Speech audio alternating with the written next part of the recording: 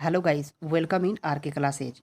आज का हमारा टॉपिक है भौतिक विज्ञान का छठा चैप्टर ध्वनि, जिसमें हम वन लाइनर प्रीवियस ईयर में पूछे गए सारे प्रश्नों को कवर करने वाले हैं, जो आपके exam NTPC, group D, SSC, banking सभी के लिए महत्वपूर्ण है।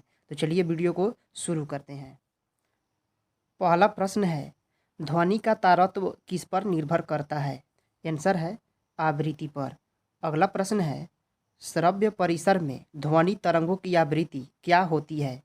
आंसर है 20 हर्ज से 20,000 हर्ज तक। अगला प्रश्न है, पराध्वनिक विमान उड़ते हैं। आंसर है ध्वनि की चाल से अधिक चाल से। अगला प्रश्न है, चमगादड़ अंधेरे में उड़ सकती है क्योंकि? आंसर है वह अति तीव्र ध्वनि तरंग पैदा करती है जो उसका नियंत्रण करती है। अगला प्रश्न है, ध्वनि तीव्रता की डेसिबल में वह अधिकतम सीमा जिसके ऊपर व्यक्ति सुन नहीं सकता। आंसर है 95 डेसिबल। अगला प्रश्न है, पराध्वनिक विमान कौन सी प्रघाती तरंग पैदा करते हैं? आंसर है पराश्रव्य तरंग। अगला प्रश्न है, इको साउंडिंग प्रयोग होता है। आंसर है समुद्र की गहराई मापने के लिए। अगला प्रश्न है, चंद्रमा के धरातल पर दो व्यक्ति एक दूसरे की बात नहीं सुन सकते क्योंकि? आंसर है चंद्रमा पर वायुमंडल नहीं है। अगला प्रश्न है, चिल्लाते समय व्यक्ति हमेशा हथेली को मुंह के समीप रखते हैं क्योंकि? आंसर है उस स्थिति में ध्वनि ऊर्जा सिर्फ एक दिशा में इंगित होगी। अगला प्रश्न है, डेसिबल इकाई का प्रयोग किया जाता है। आंसर है ध्वनि की तीव्रता के लिए। अगला प्रश्न है, ध्वनि या ध्वनि प्रदूषण मापा जाता है। आंसर है डेसिबल में। अगला प्रश्न है, वायु में ध्वनि की चाल 332 मीटर प्रति सेकंड होती है। यदि दाब बढ़ाकर दुगुना कर दिया जाए तो ध्वनि की चाल होगी? आंसर है 332 मीटर प्रति सेकंड ही रहेगी। अगला प्रश्न है, स्टील वायु निर्वात तथा जल में से ध्वनि सबसे तेज यात्रा किसमें करती है? आंसर है स्टील में। अगला प्रश्न है, बादलों की बिजली की चमक के काफ़ी समय बाद बादलों की गर्जन सुनाई देती है, इसका कारण है? आंसर है प्रकाश की चाल अधिकतम होती है। अगला प्रश्न है, ध्वनि की चाल में बहुत अधिक है। वायु में ध्वनि का वेग है लगभग? आंसर है 330 मीटर प्रति सेकेंड। अगला प्रश्न है, ध्वनि के वेग का मान सबसे कम होता है। आंसर है गैस में। अगला प्रश्न है,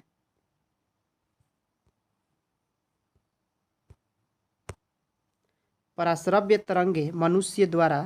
आंसर है नहीं सुनी जा सकती। अगला प्रश्न है, पराश्रव्य तरंगों को सबसे पहले किसने सीटी बजाकर उत्पन्न किया था?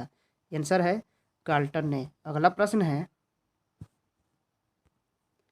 परभक्षियों या बाधाओं का पता लगाने के लिए चमगादड़ अथवा डॉल्फिन किस परिघटना का प्रयोग करते हैं? आंसर है प्रतिध्वनि। अगला प्रश्न है,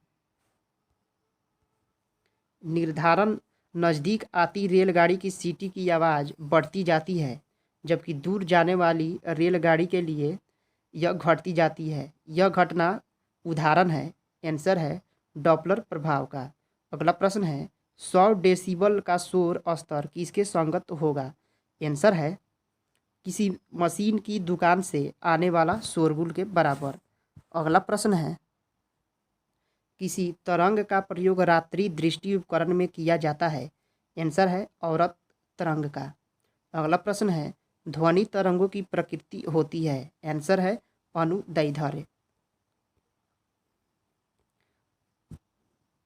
अगला प्रश्न है, लगभग 20 डिग्री सेल्सियस के तापक्रम पर हवा, पानी, ग्रेनाइट तथा लोहा में से किस माध्यम में ध्वनि की गति अधिकतम रहेगी?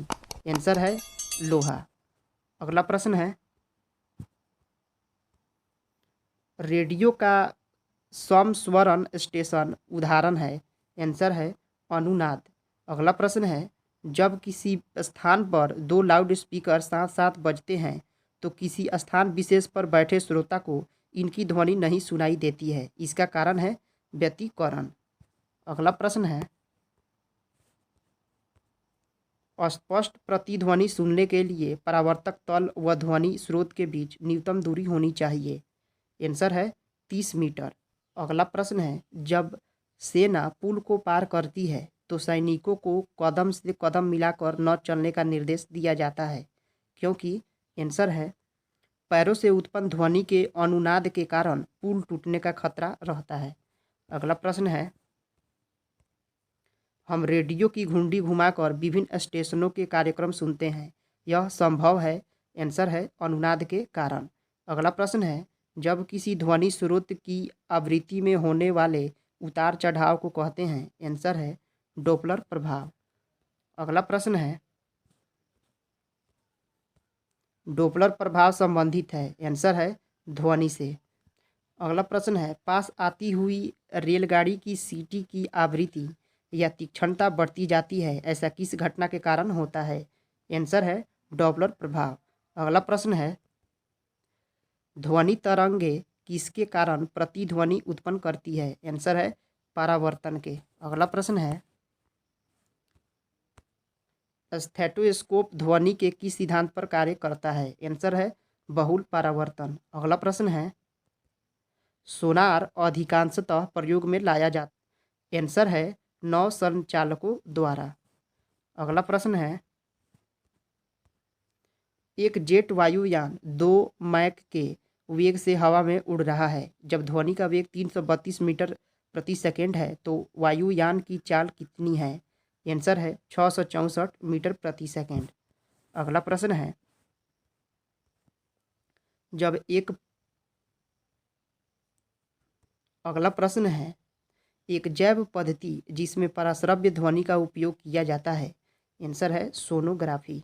अगला प्रश्न है, कौन सी तरंगे शून्य में संचरण नहीं कर सकती। आंसर है ध्वनि।